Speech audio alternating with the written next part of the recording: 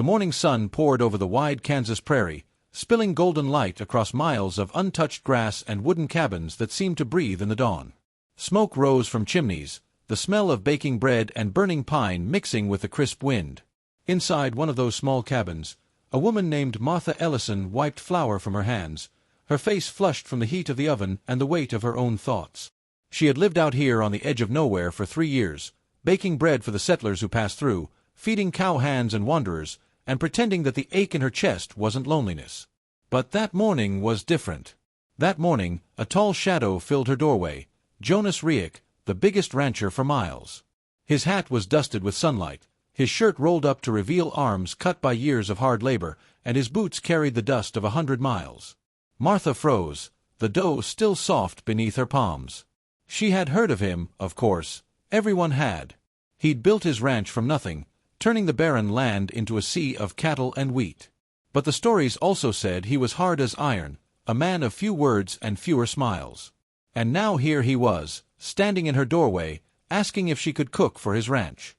His cook had taken sick, he said, and the men were starving. Martha's heart thudded painfully. She wanted to say yes, to grab the chance to prove her worth beyond her appearance. But then she caught her reflection in the tin pot hanging by the window. Broad shoulders, round cheeks, arms that carried the marks of years spent kneading dough and lifting pots. Shame rose like fire in her throat.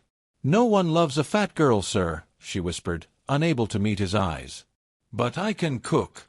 If you believe in kindness, second chances, and the beauty of people's hearts over their appearances, then please take a moment to like, comment, share, and subscribe to Untold Stories 0.4 because stories like this one remind us the compassion still matters. Jonas didn't move for a moment. The sunlight stretched between them, catching in the air thick with flour. Then he spoke softly, his voice carrying a depth that surprised her. "Miss Ellison," he said, "I'm not looking for love. I'm looking for someone who knows what care tastes like." His words hung in the air long after he left, and by noon, Martha found herself loading her few belongings into a cart and heading toward Reic Ranch. The ranch was bigger than she had imagined. Dozens of men worked under the sun, their laughter echoing off the barns, but as she walked past, some of them smirked. "She's the new cook," one whispered. "Looks like she could eat half the kitchen." Their laughter burned through her like wildfire, but she kept her head down and went straight to the kitchen. There she found her strength again. The moment she touched flour, she remembered who she was. Days turned into weeks. Martha cooked with her heart, thick stews, golden loaves, and pies that made even the coldest cowman smile. Slowly, the teasing faded. The men began to linger at the kitchen door, bringing her wild flowers or asking for seconds. They said the ranch smelled like home now. But Jonas remained distant. He always thanked her politely after meals, his eyes unreadable. Sometimes she caught him watching her as she kneaded bread or tended the fire, but he never said more than a few words. Then one afternoon, a storm rolled in from the plains. The sky turned gray, the wind howled, and the ranch hands scrambled to tie down the livestock. Martha was alone in the kitchen when she heard the barn doors slam open.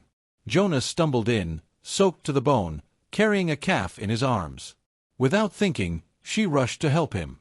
Together, they got the fire going and tended to the shivering animal. When it was safe again, Jonas sat by the hearth, silent. "You shouldn't be out there alone," Martha said softly, wringing her apron. Jonas looked up, his eyes tired but kind. "Neither should you," he said. "You work yourself to the bone for everyone else, but never let anyone care for you." She laughed bitterly. "There's nothing worth caring for, sir. I'm just the fat woman who bakes bread." Jonas stood then, towering over her. "No," he said quietly.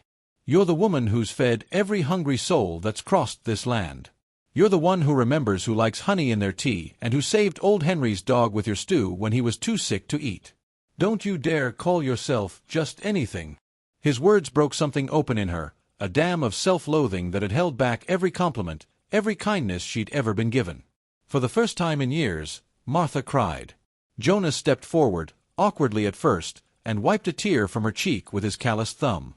"You've got more heart than anyone I've ever met," he whispered. From that day on, something changed between them. Jonas began spending more time in the kitchen, helping her carry water or stack firewood, finding reasons to linger.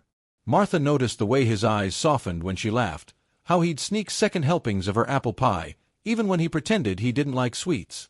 The ranch grew warmer, not just from the fire, but from something unspoken building between them. Then one evening, as the sun dipped behind the hills, Jonas invited her to join him outside. The sky was streaked with orange and rose, the cattle grazing lazily in the distance. He turned to her, his hat in his hands. "Martha," he said, "I don't care what folks say about how a woman should look. You've built more love in this kitchen than I've seen in my whole life.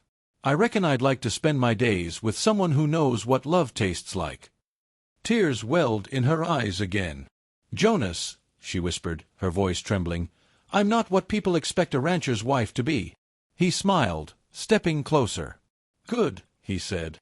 "I've never wanted what people expect." The prairie wind danced around them as he took her hand. The same hands that had once kneaded bread now trembled in his. The same heart that once felt invisible now beating loud enough to drown out the world. Behind them, the ranch lights flickered to life, a soft glow against the endless horizon. Months later, the ranch hands would laugh about how their boss married the cook. But every time someone teased, Jonas would grin and say, "Best decision I ever made. Can't run a ranch without love and good biscuits." And Martha, once the woman who hid behind flour and fear, would smile quietly, her apron dusted with hope. If this story touched your heart, please like, share, and subscribe to Untold Stories 0.4 because stories like Martha's remind us that real beauty is in the heart, not the mirror. And before you go, I'd love to know what part of this story moved you the most. Tell us in the comments below.